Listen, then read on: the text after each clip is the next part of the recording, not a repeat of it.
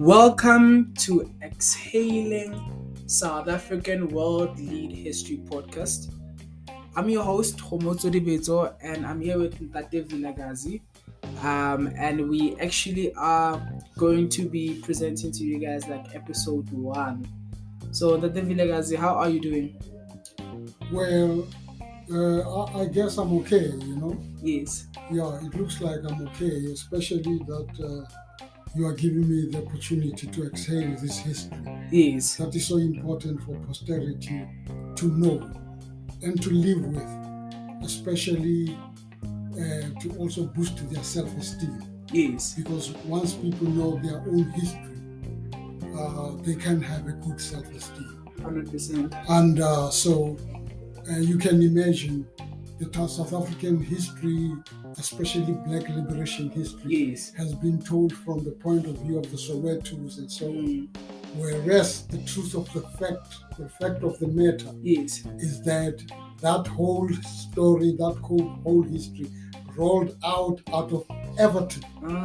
Evaton Township. Evaton Township. That's Yeah. interesting because you've been actually mentioning Evaton like ever since we started talking about this history, and I'm interested in finding out what actually happened like in Evaton that actually ignited this revolution that we saw happening in South Africa.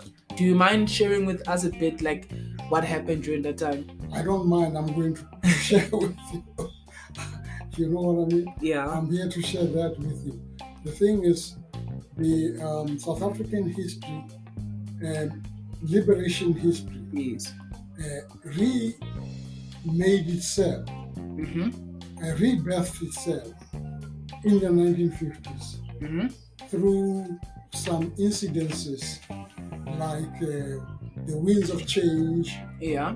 Then, not the winds of change of Macmillan of the 1960s, but Macmillan, Prime Minister of England, might have been influenced by the winds of change that had begun to blow in the 50s in this country, starting from Evaton specifically. That is why I have a book that will be out very soon.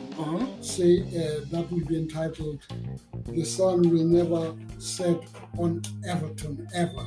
Okay. The sun will never set on Evaton ever, and I mean it, as I will be sharing this history with yourself. Yes. And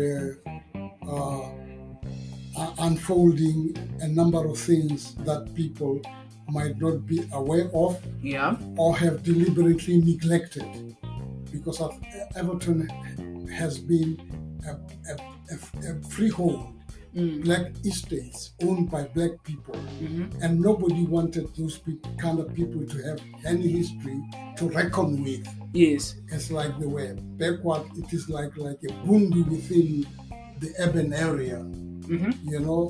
Even Alexandra Township is treated better than Evaton because it is sitting cheek by jowl with Johannesburg. You understand what I mean? So yes. So I just want to understand, like, why isn't there information like on Evaton? Like, why isn't it recognized like other areas that shifted or that contributed or that had a huge impact, like in the change or in the history that unfolded during the 1950s and 1960s? Like, we have depended too much on others to write our history. Firstly, we wanted white people to write our history. Yeah. And then we wanted black people who are anti-other black people to write our history. But there isn't really... So which is the normative narrative, which is also political. Okay. Yes.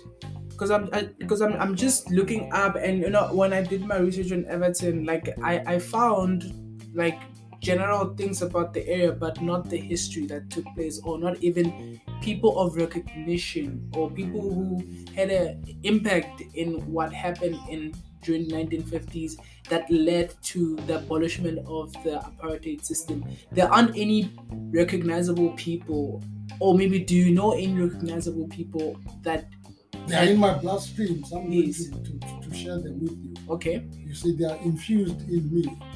and I'm going to share that. With actually, they're part of me. Yeah. Yes. I'm a composite of that history. Okay. Yes. So to start shooting off, let me tell you that. Yeah. At the dawn of the 50s, a prophet called Prophet Mekeme, yes, who had been a mine worker in the East Rand, and his real name was Skosana. Okay. Came to settle in Evaton and buy a plot for his temple to be put up there, which people mistake for a church. It was not a church. Okay. He belonged to the AME Church, African Methodist Episcopal Church, until his death. But he had to bring a temple in Everton after he left Orlando East AME Church, where he was operating. Okay. He came at the dawn of the 50s and was established in Everton, and he called himself Prophet Mekeme. And Prophet Mekeme was a student of the Marcus Garvey movement. Okay. The Marcus Garvey movement of the 1920s to 24. He was a student of that movement, and he came and established this temple in Everton in the 50s and organized underground liberation theology to empower the people. Okay. He healed them physically, he fed them, and he also nourished them spiritually. And he styled some of his auxiliaries in the church the Maroon women, and had a day called the Maroon Day. Okay. And he actually said the time when Jesus comes, that day will be called Maroon Day. Oh, okay. Oh yeah, he said when Jesus comes it will be Maroon Day. But I find it very interesting because he was just playing with the minds of the apartheid system. He was actually saying history is going to happen, liberation is going to happen right here in Everton, and that will be Maroon Day. And that's what he called the coming of Jesus. Yes. Like Jacob Zuma said, the Jesus coming part of Jacob Zuma. Yeah. You understand what I mean? Just playing with words. So he organized the Maroon, the women part who were wearing maroon frocks and dukes, and were serving there almost as auxiliary social workers. Yes. And on that plot, and where the temple stood. So and this was repeating the history that happened in Jamaica. Yes, the Maroon. Yes, the Maroons 300 years earlier in 1655. The Maroons broke away from slavery. Yes. And they went out into the mountains. Yes. That's why they're called Maroons. They were called mountaineers.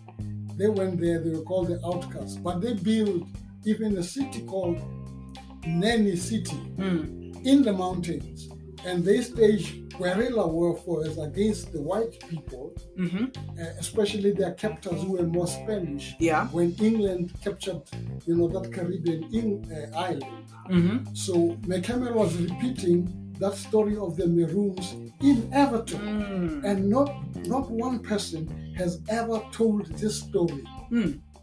I know it personally because I knew that there was a Maroon Day to be expected from Mekeme's theological point of view. So that's where it all actually started, or that's where the link comes in between that time of history and what happened, like during apartheid. Yes. So it was a repeat of the Maroon Day of 1655. Yes. It was being repeated in Let me tell you how it was repeated in 1955. It was repeated in 1955 whilst Mekeme had been teaching for a while and empowering people, galvanizing, mobilizing them. with the theology underground of liberation. So he was giving them information about how to think, like a person who's free rather than someone who is enslaved. I'm sorry to call you sir. Yes, that he was teaching them self-help skills. How to do trade, just like Marcus Garvey galvanized and mobilized Black America in the 1920s to liberate their minds from structural thinking that was brought on by the system. That's right, yes. And as a result, in 1955, the Evaton people rose against a bus company which was running from Johannesburg to Evaton, and also from Evaton to the mines in the west area, and the western area town mines and the Randfontein mines and so on. And they boycotted the bus for raising their fares that they could not afford anymore. So what, they were boycotting this bus because of they didn't want to pay, and was that because of for a number of reasons? They didn't want to pay more. Okay. And they felt the buses must move inside the township, or not around just it. Around the township. Okay. Whereby people had to walk long distances to catch the bus. But it is like the bus was treating them like people with leprosy. I mean, especially that their inner part of the township, that we can't go in there. And those times buses were driven by white people, too white to go in there. So now they treated these people like that just because the place did it lack, or like was it? It didn't lack anything. It was just they did that in many areas, like Alexandra, and so on. So this bus company now had to change their route now because the people didn't want.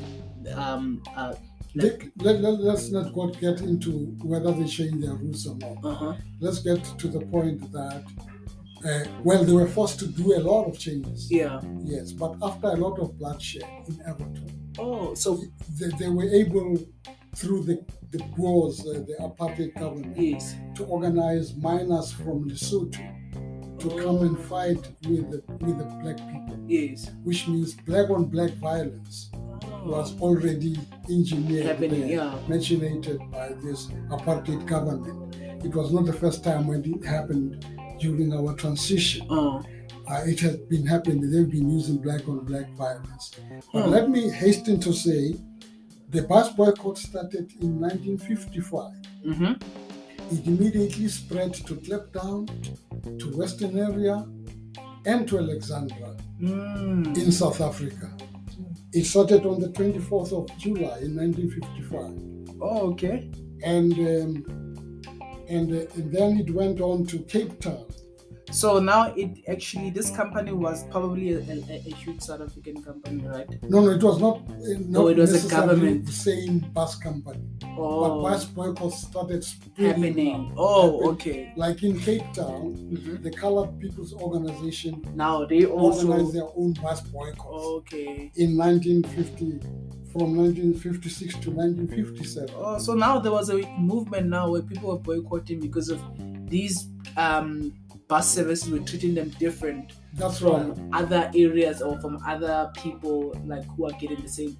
Yes, and it was a spirit of self-liberation. Okay. To exhale their pain, to say we are also people. People as well. And we can show you that we have power. We can withdraw our labor by not boarding buses to work.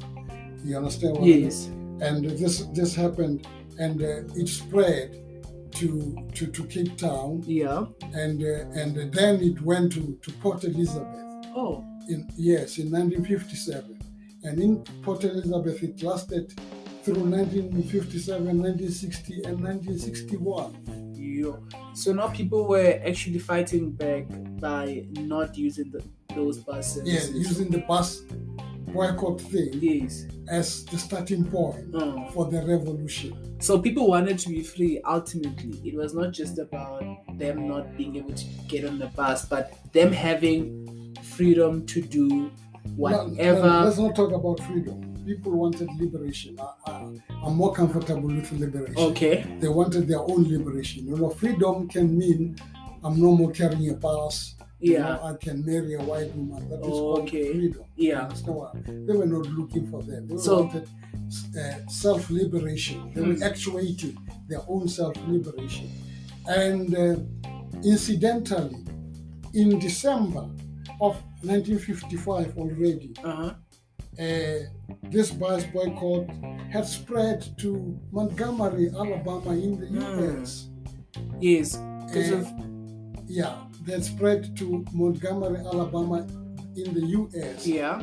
And ignited at first by Rosa Parks, who refused to give a white man a seat in a bus, and sparking those boycotts that spread across America. Oh yeah. And incidentally, her family came from the Marcus Garvey background, just as McCamill came from the Marcus Garvey background.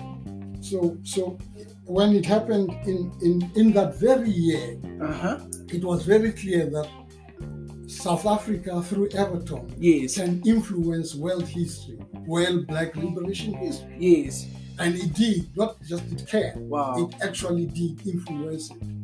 And people don't want to tell this history because they don't want to empower black people. Why? Because of, so what do they think will happen? Like when we have this information, we will start treating them differently, or will it be about changing how we see ourselves? If you know how politics work around history, there's what they call the normative narrative. Yes. And it is all about so that narrative can be changed, and they probably wouldn't want to change that narrative because of what it supports, an idea that they have. It supports suppression. Look, they wanted people have to be suppressed. You don't have to tell your history, even theologically, spiritually, and otherwise. You don't have to be a real person. You don't have to exist. You understand what I mean? You have to exist, under the shadow of the white person and the black person who has suddenly become white, who also wants to control history.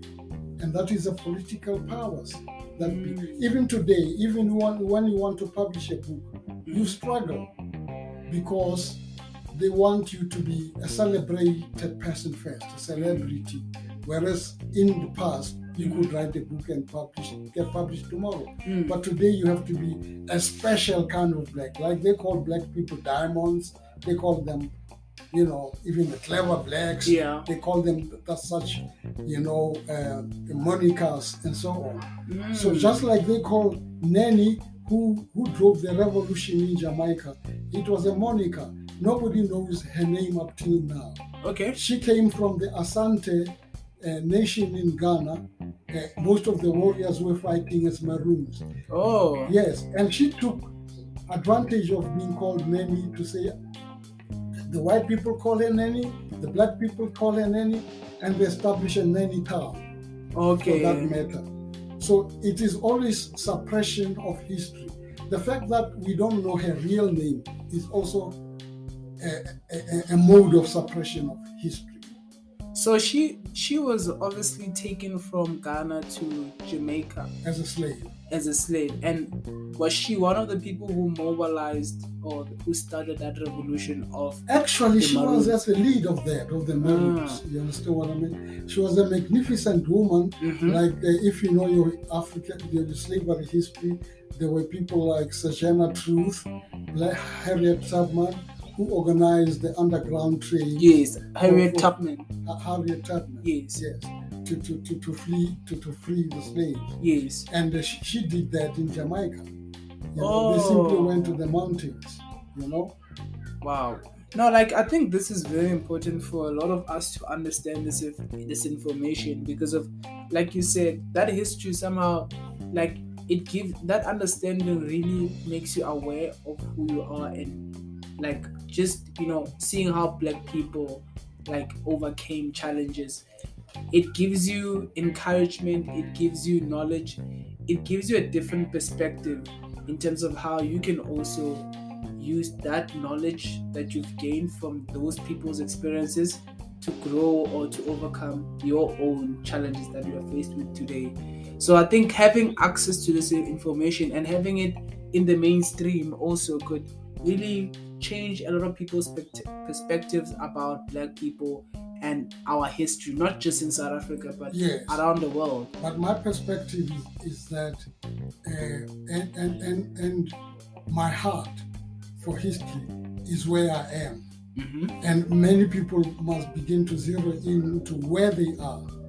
You get my drift? Yes. And people have to write local histories so that they can understand and share them from under the tree, like I said last week. Yeah. You know that your room here, yes, your study room is a modern day under the shade of the tree. Yes. And so people must begin to share these histories. Like I'm sharing it with you now, that, the other mystery is that Rosa Parks was a member of the AME Church, was a stewardess. Okay. McCamel was a patron of the WMS of the AME Church in Trinity AME Church, Evaton, that is still standing there, and his temple is still standing there. And during the bus boycotts, most people would come and hide in the farms, like where we are. It was the farm of a woman called Mass Maid.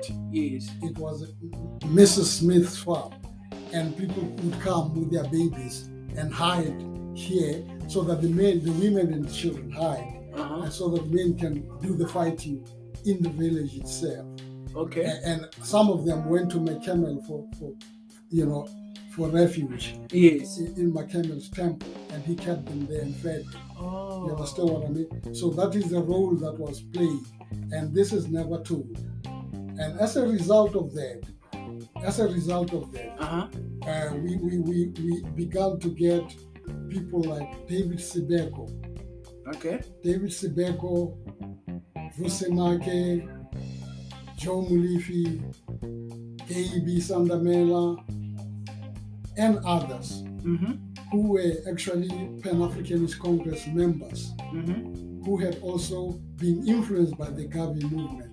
Oh, okay. So now we're going back to Gavi again, because you have mentioned Gavi so in multiple times. So I'm guessing now that he had a huge impact in many people's lives, especially around the world, for Black people. Yes. Like, was he also from the Maroon background, or like was he? Because I know he was also from Jamaica, but he moved to the United States. Yes. If you're from Jamaica, you're Black. Yes. You're automatically from the Maroons. You are a descendant. Oh, yes. You understand what I mean? He was showing the Black Americans in America that, hey man, you can do it yourself.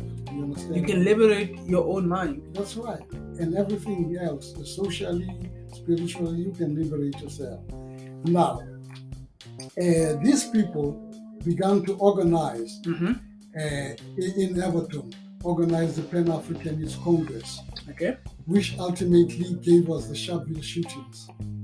Okay, so the Pan-African were the ones like who ignited the Sharpeville shootings. Of course, yes. Okay. And from Evaton, as you know, that Sharpeville lies cheek by jowl with Evaton. Yes. It is an extension of Evaton. Evaton, yeah. You know, and so these people that I have just mentioned produced a very powerful person called David Sibeko. David Sibeko, okay. David Sibeko was the first person, anti-apartheid movement leader, to ever address the Security Council of the United Nations.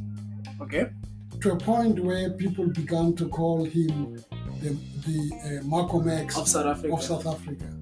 Which is nonsensical to me. You know, we must not always be likened to other people. Let Malcolm X be Malcolm X. And let David Sibeko be David Sibeko. You might say, why am I also called Muhammad Ali? It's not like I'm trying to be a Muhammad Ali of South Africa. It is because my style of boxing, and I was also a fighter in my younger days. So I used to win most of my fights. Nice. Around Evaton. Yeah. And my eldest brother called me Cassius Clay then. He was still called Cassius. Yes. When he moved out of Cassius Clay's name, and drifted to Muhammad Ali. Yes. So my eldest brother, his name was Bulldog, he called me Muhammad Ali. Until the Muslim group in Evaton last year, on the 6th of May, decided to rubber stamp it that you are real Muhammad Ali. Nice. In the, you know what I mean? So and during that time, there was this also this advocate Duma, yeah, who became a very celebrated ANC advocate in exile. He had incidentally came from Evaton and had rubbed shoulders with his PAC people, though he was ANC itself.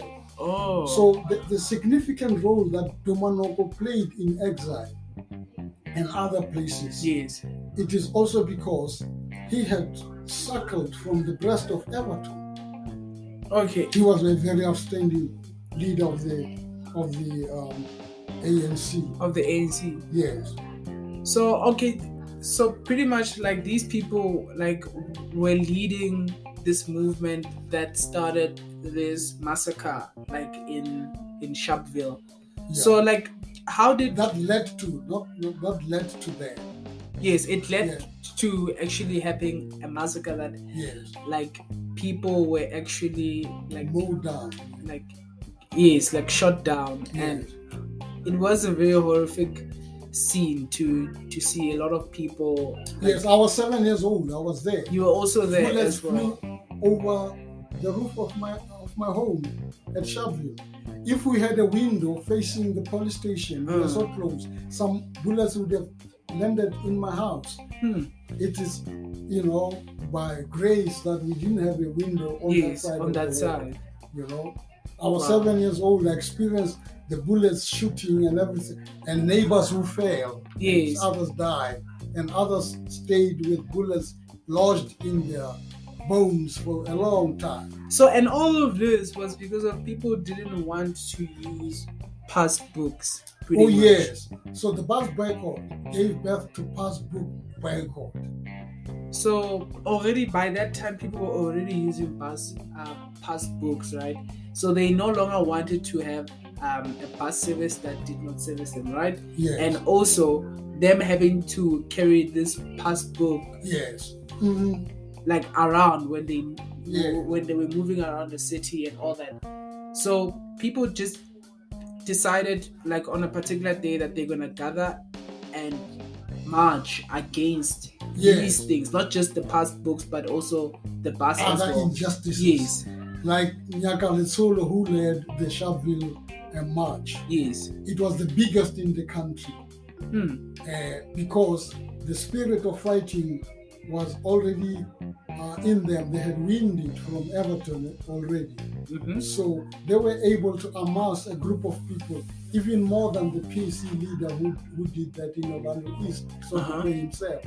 And not that Sobukwe was weaker, but he didn't have a fertile ground like the Val, if we have to say that. Yes. So meaning in Val there were more leaders. Yeah, the ground was more fertile for liberation. The people's minds and souls were long prepared for liberation, to fight it and to engender it. Yes. Yes. Wow. And all of this is for human rights, because of obviously at the end of the day, like this is obviously like this was something that was happening for a very long time. So it was just a reaction of what had happened like in previous years. And I think let me correct you. It's not for human rights. Don't be misled by the people who call Sharpeville Day Human Rights Day. Yeah. That's just a fashion. It's just a fashion that came the other day. Sharpeville Day remains Sharpeville Day. Yes. And human rights is another thing. Okay. It's another case altogether. I believe in human rights. Yes. But black liberation was not human rights. And some people began to distort it and contort it into human rights fights and so on, yes, as though they were together with us as humans. They were not together with us. They treated us like subhumans. When did we suddenly qualify to be humans like that? No, I think obviously like these types of events were the ones that triggered like us or other people or other races realizing that, okay, this is not something that needs to be done.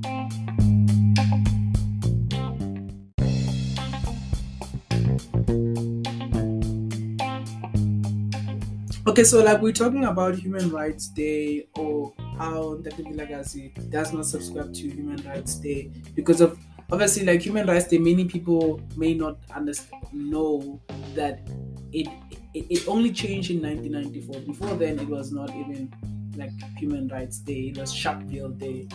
So obviously, like I think that's where like you're looking at it from that perspective that okay, this day was pretty much about Black liberation and not so much about Human Rights Day.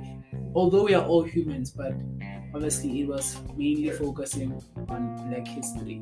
So I want to understand that, like from that perspective, why do you think people need to look at it from a Black liberation mindset compared to just looking at it from a human rights perspective?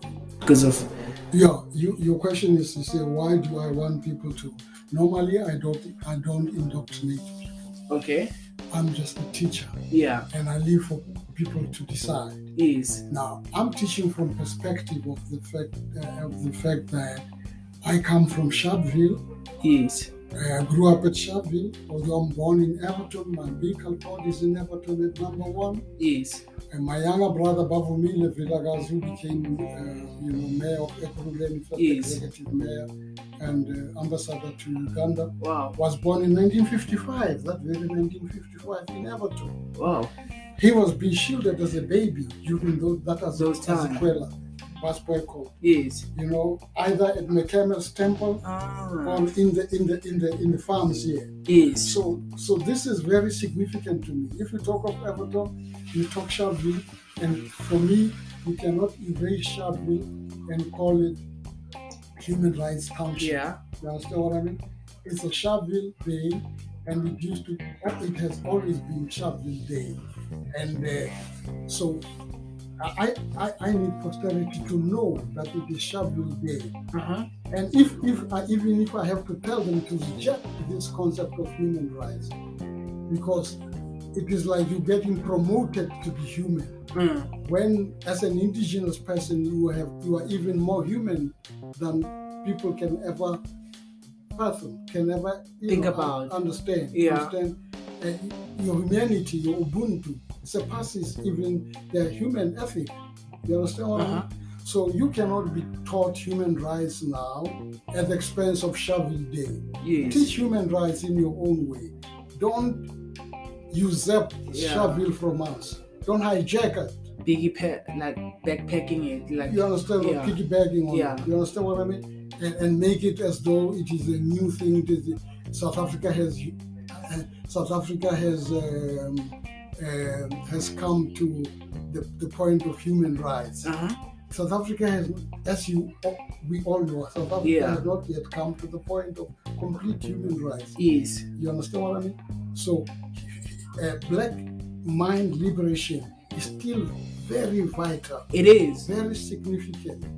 No, like my other name is Muhammad Ali. Yes. So I'm Muhammad Ali. Yes. I sting like a bee. I fly like a black butterfly. Yes. You understand what I mean? I arrest the stone and send thunder to jail. You understand what I mean? That's how I approach things. Yeah. I come with power. Yeah. And I don't just come like, hey, what shall we do? Yeah. And then now these Afrikaners in negotiations want us to change this day and call it Human Rights Day. You understand? People call those people who acceded to their puppets. Okay. I don't call them puppets. I know what they were going through during those times. Okay. Yes. But it does not mean they cannot be corrected today. They have to be corrected. And in very, very fast for that matter. In essence, wow. everything that they came back with to appease the apartheid regime, former regime, has to be revisited, so that even Nkosi Sigelele can be sung the way it was sung. But I'm not so big into that. Yeah. Because I also don't have quarrel with Afrikaans. Yeah. I have no quarrel with English that we are speaking now. Yeah. But I'm also always conscious of the fact that I'm speaking township English. Yes. I mean, you cannot judge my pronunciations. You cannot judge my diction. Yeah. You understand what I mean? Because it's township. Yeah. You get my drift. 100%. So in that very order, Sharpeville is Sharpeville. Sharpeville is Sharpeville. So, and people need to remember it for as being Sharpeville. Yes, it's Sharpeville shooting, and it is Sharpeville, the cousin of Evaton. Yeah. Or even the child of Evaton. Yes. Because it came out of it's actually the child of Evaton. Yeah. And that's where all history began. And I'm brazenly saying history began, Black liberation history was reignited in Evaton. In Evaton. Which was it like a farm or was it like Evaton? Yes. Yes, it was a big farm owned by people like one of them was called Adam, and her daughter was Eva, which named this town, this place, and they were from the First World War. Oh, okay. And they had these farms, and suddenly they had this dream of empowering Black people to have their own. They actually sold this dance to Black people. Oh yes. But making more money out of it than anybody else, So everything has always been capitalist. Yeah. Glory and So but when I look at Evaton today, to me, it's still very underdeveloped in a sense that even with the history, it's like it's hidden in a sense that it's not being brought into our attention, like as people who live in this place or this town, because of you go around here, like you don't really see much or you don't really hear much up until you start having conversations about this. I was out of Evaton for 39 years. When I got here, I find the phrases strengthened, phrases like "how fair," we are together. Yeah. You understand what I mean? And it also comes out as a cover-up of slave mentality. We're together doing what? These people are not together doing anything. You understand what I mean? So many people is an excuse. Yeah. How fair, we are together. It's an excuse. You cannot. You must rebuild Evaton. Yeah. Some friend of mine, relative of mine, said, if I see somebody wearing a T-shirt emblazoned, I love Evaton. Yeah. I don't care for that. What is it to love about Evaton? But you have to love Evaton history first to love it. Yeah. You don't jump into loving it without understanding where it comes from. That understanding that it has to be rejuvenated. Life has to be brought back to it. Can inspire people. Yes. That's why my upcoming book is The Sun Shall Never Set on Evaton. And it brings out the quality people that came out of Evaton. And that's by name.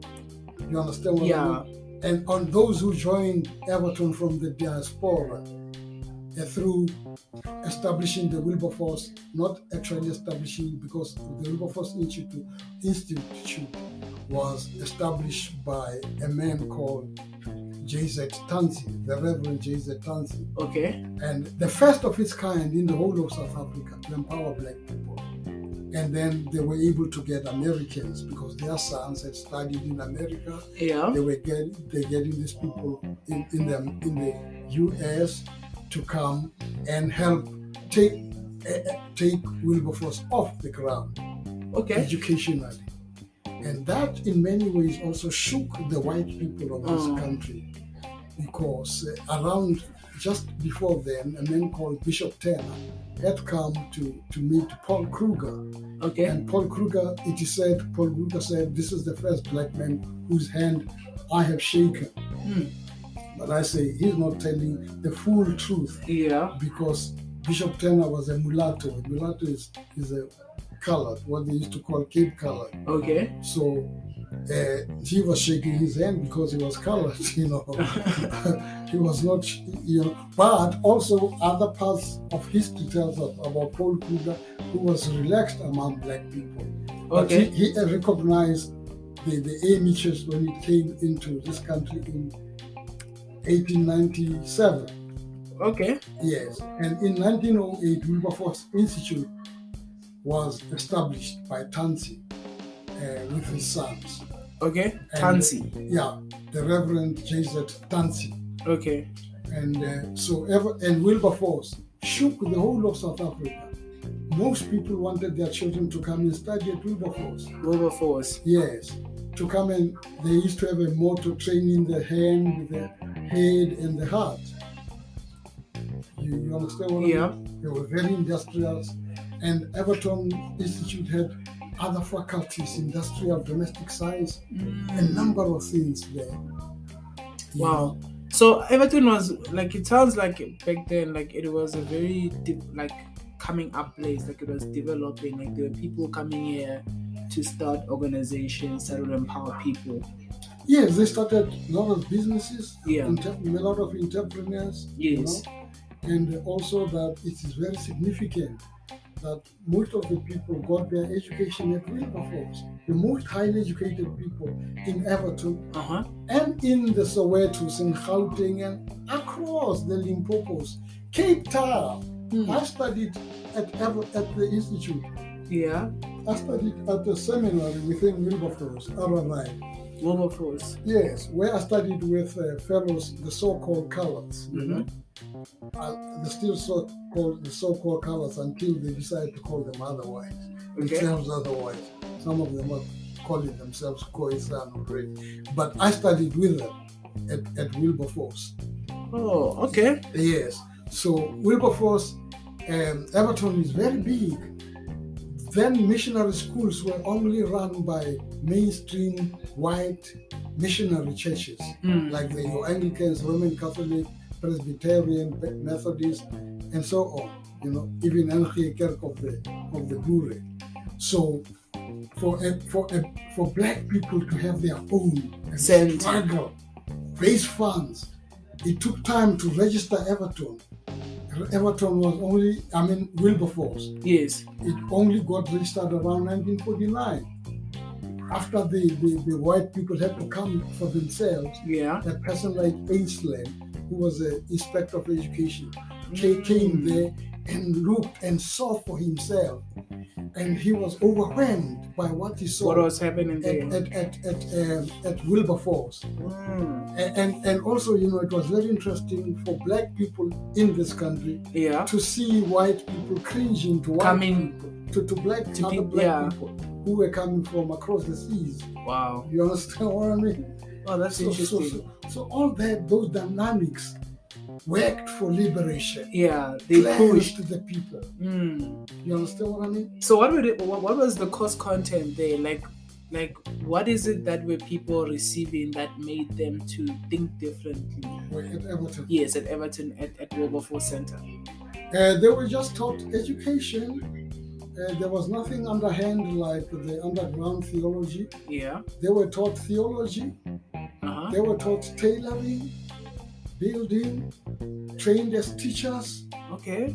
You know, they ultimately had a matric section. Wow. The first junior certificate, graduate. Yeah. There was Mr. Charles Dimas, whose house still stands at Evaton, of colored descent. Yes. But he had also come here with his brother David, who became the principal. So they wanted to empower people pretty much against the injustices that were happening. Yeah, and also break the laws of separate development. And say colors one side, black. Yes. So colors, if you go to Evaton, most of the so-called colored people of Evaton are still in Evaton. They're still living here. They never moved out. Oh, wow. Because it is their stance. When you created the places like, you know what they call that place outside Sharpeville, I think, they didn't rush there. They stayed. They stayed because it is their land, it is their estate, and the people respected them. Wow. Some of them still have lighter complexion, sleek hair, but they speak Sotho, some of them better than I do. So pretty much Wilberforce... So it defeated apartheid. Yes. It went against the status quo back then. Yes. And obviously, like, I want to understand, so Wilberforce, like, obviously it's named after William Wilberforce, right? Yes, it is after William Wilberforce, who is said was an emancipator of slaves. Yes. It is named after also the university in Ohio, in America, in the state of Ohio, called Wilberforce University. Ran then by the so-called Negro people, the first of its kind to be run by black people, Wilberforce. And incidentally, it was established in a place that served as a what do they call that now? Almost casino brothel like. Okay. And it was called Tawawa. Okay. That place. So the black people bought that place. Okay. Turned it into a college for themselves. Maybe the whites then in power said the only place we can sell you it is this one. Thinking that they'll continue in that line, but they had a different... No, they established a very strong institute. Wow. So when Bishop Wright, who was one of the first PhDs in America, black PhD, came to be the bishop in South Africa. Yes. He established Wright and also worked very hard to upgrade Wilberforce. And he raised funds locally from people. And this was also during the 1950s, right? No, before the 1950s. Okay. That is from 1908 from 1932, 1936, he organized things like Tawawa, where people came and put money and put like fundraising for a purpose of the students, helping the students, bringing utensils, bathtubs, making sure that everything works and is viable. And then the children can enjoy their stay at Wilberforce. We have come a mighty long way. Wow. Before 1955. Yeah. I'm going there because you pushed me there. I was not going to go there. I was just stuck with the 1950s. Yeah, no, like it's interesting to see how... in my book where you'll pick up all what I'm saying. Yeah. But when you have the privilege of getting it exclusive here on the podcast, which is great because of... By then, when you read the book, like you can be able to make the links between this conversation and also what is in the book and how it connects together with obviously like the 1930s and also the 1950s now that as well. Taking the chunk of what I was going to hide from you,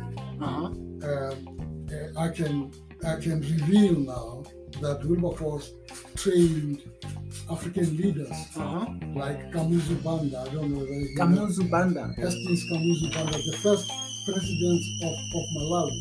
Okay. And Kwet Masire, the second president of Botswana after Sebet Zahama. Kwet Masire was trained there. Wow. Yes. Big business people like Sam Mutsuenyane, who became an ambassador, South African ambassador to some countries outside. Yes.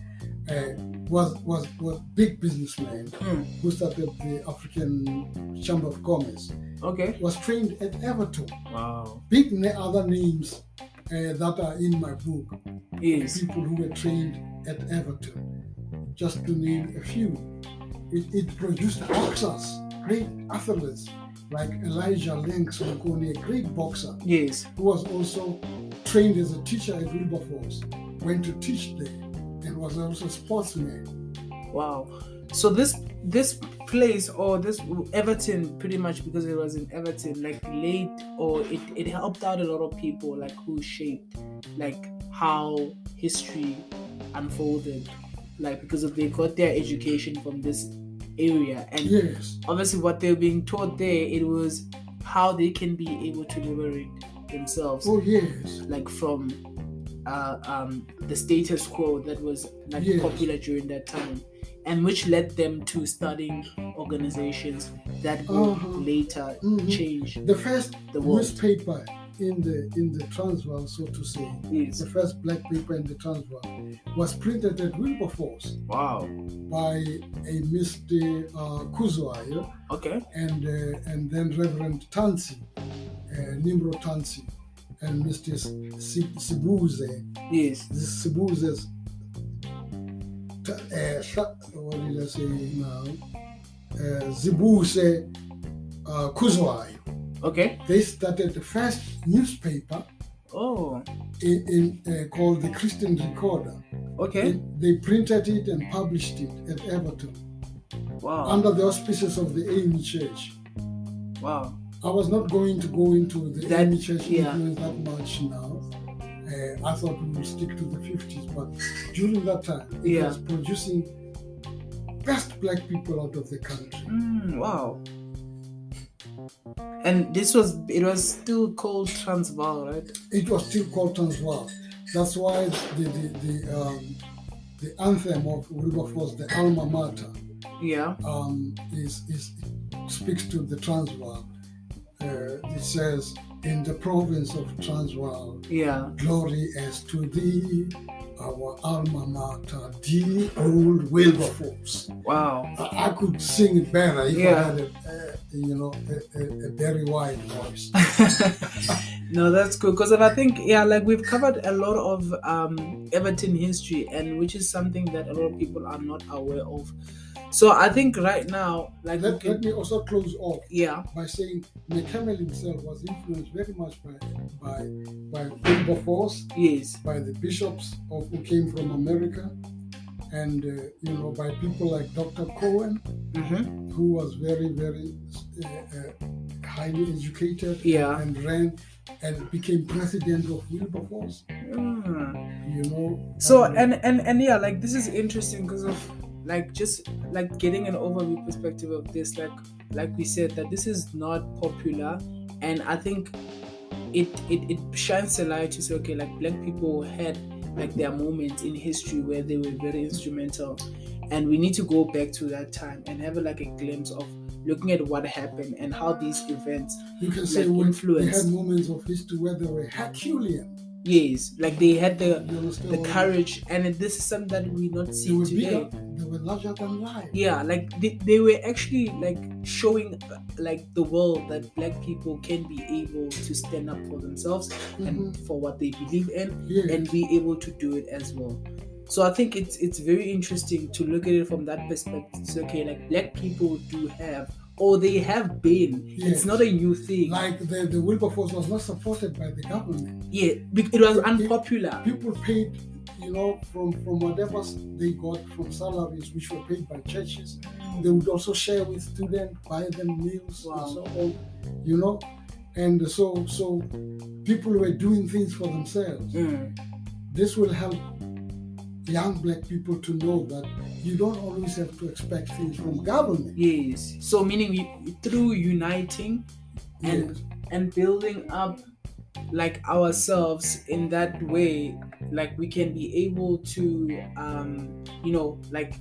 create things that actually generate value for black people, and also not depending so much on the government of the day, but showing that we are the government by coming together. Like you said, the Wilberforce, it was not a government institution, but it had the influence in that level that it changed lives, just obviously what people would expect from the government, but they showed that you don't necessarily need the government of the day to be there in order for you to change the situation. In another book that I will be writing, second edition of, I'm going to be putting it that the idea of government itself is calm. You know what I mean? Indigenous people didn't have this kind of government, Westminster system and so red tapes, controls, but they had something bigger than that, and that worked for them. And people must aspire for to reach indigenous people those levels. To reach those levels. No, I think that is very interesting, and I think our listeners also would be interested in actually getting into this conversation, because I think like this is the first episode, and we would love to engage with our audience and hear from you guys that what do you think about this Black history that is not being shared like in the mainstream. And since we're in the month where the Sharpeville massacre took place, I think it's very appropriate for us to really look into this and really get a perspective of what really happened and what does this mean. How can we interpret this today and understand it better, and not because we know that following the status quo somehow it does not really give you all the answers. You somehow need to go out and seek those answers, because if you wait for someone to give you the information, you'll wait forever. So rather us taking this time right now is okay, like how can we find accurate information, and also how can we use this information to better tomorrow. So I think like in our next episode we will definitely, by the way, to better today, yes, and tomorrow, of course, because I think it starts here. Like it starts with us making our research, and also like looking at how we can be able to utilize it to better today and tomorrow. So I think we've actually shared a lot today. And in closing,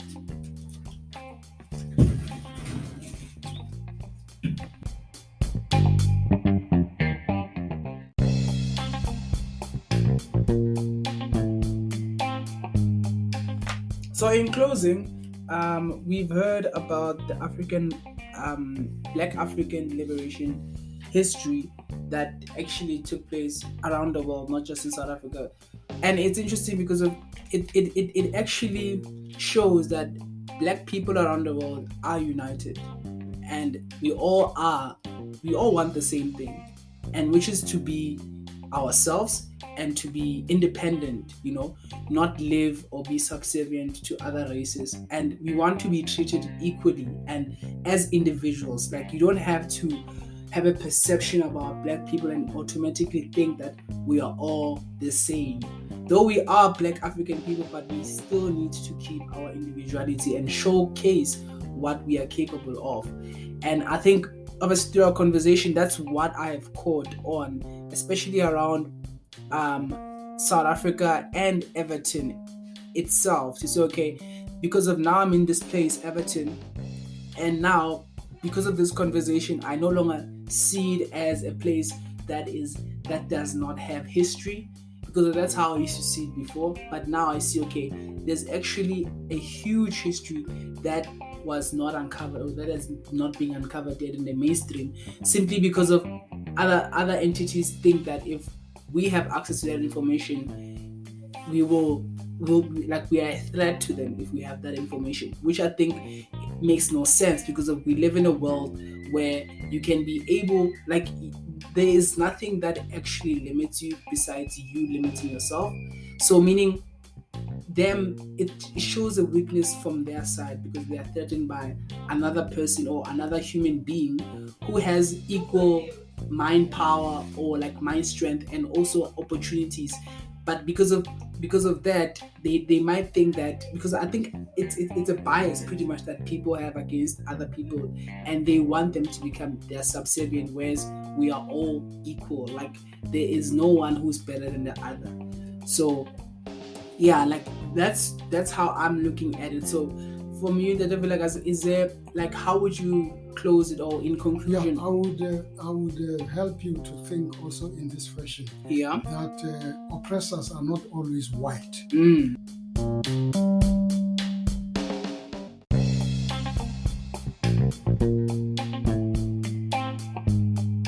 Yes, oppressors are not always white. Yes. It is not a black and white thing. Yes.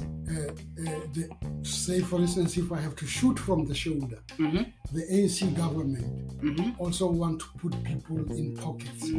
Part of the history the reason why the Evaton history is not told is because ANC was not part of the beginnings of Evaton in the 50s and Sharpeville in the 60s. Which was PAC, right? Yes, this whole area was PAC. And so there is always the undercurrent jealousy that is always there.